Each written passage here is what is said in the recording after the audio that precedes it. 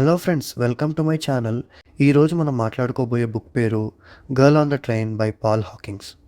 ఇక కథలోకి వస్తే, రాచెల్ చాలా బాధలో ఉన్న మద్యం అలవాటు పడిన ఒక మహిళ. ఆమె ప్రతిరోజు లండన్కు వెళ్ళే ట్రైన్లో ప్రయాణిస్తుంది మరియు ట్రైన్ కిటికీ నుంచి పక్కగా వెళ్ళే ఇళ్లను చూస్తూ ఉంటుంది. ట్రైన్ వెళ్ళే మార్గంలో ఆమె పాత ఇల్లు కూడా ఉంటుంది. అక్కడిప్పుడు ఆమె మాజీ భర్త టామ్ తన కొత్త భార్య అన్నతో ఉంటాడు. అలాగే ఆ ఇంటి దగ్గర ఉండే ఒక జంట, స్కాట్ మరియు మేగన్ ను కూడా ఆమె చూస్తూ ఉంటుంది. వాళ్ళు చాలా సంతోషంగా పర్ఫెక్ట్ జీవితాన్ని గడుపుతున్నట్టు ఆమె ఊహించుకుంటుంది.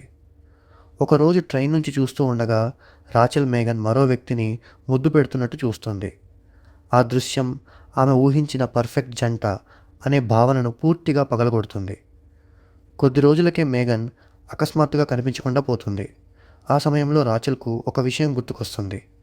మేగన్ కనిపించకుండా పోయిన రాత్రి ఆమె ఆ వీధి దగ్గర తిరుగుతుంది. కానీ ఆ రాత్రి ఆమె చాలా మద్యం తాగి ఉండడంతో ఏమి జరిగిందో గుర్తుండదు. ఆమె మెలకువ వచ్చినప్పుడు తన శరీరంపై గాయాలుంటాయి. కానీ ఆ రాత్రి జరిగిన విషయం గురించి ఎలాంటి జ్ఞాపకం ఉండదు. రాచెల్ పోలీసులకు మరియు స్కాట్కు మేగన్ మరో వ్యక్తితో ఉన్నట్లు చెప్పడానికి ప్రయత్నిస్తుంది. కానీ ఆమె మద్యం అలవాటు కారణంగా ఎవరూ ఆమె మాటలను నమ్మరు.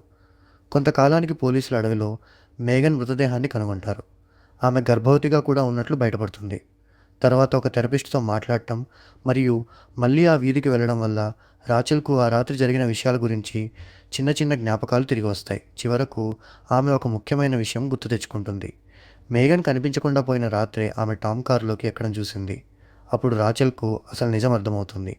ఆమె మాజీ భర్త టామ్ మేగన్తో రహస్య సంబంధం పెట్టుకున్నాడు మరియు ఆమెను గర్భవతిగా చేశాడు. మేగన్ గర్భాన్ని తీసేయడానికి ఒప్పుకోలేదు. ఇంకా ఈ విషయం అతని కుటుంబానికి చెబుతానని బెదిరించింది. అందుకే టామ్ అడవిలో ఆమెను చంపేశాడు. రాచెల్ ఈ నిజం చెప్పడానికి అన్న వద్దకు ఇంటికి వెళ్తుంది. కానీ అక్కడ టామ్ కూడా వస్తాడు.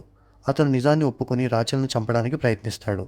తన ప్రాణాన్ని కాపాడుకోవడానికి రాచెల్ దగ్గరున్న కార్క్ స్క్రూతో టామ్ గొంతులో పొడిచి అతన్ని చంపుతుంది. అన్నా కూడా అప్పటికే టామ్ అబద్ధాలను తెలుసుకుంది.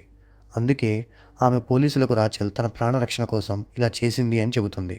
దాంతో రాచెల్కు స్వేచ్ఛ లభిస్తుంది. ఇలాంటి మరిన్ని వీడియోస్ కోసం మన ఛానల్ని సబ్స్క్రైబ్ చేసుకోండి. మళ్ళీ వచ్చే వీడియోలో ఇంకొక కథ గురించి మాట్లాడుకుందాం.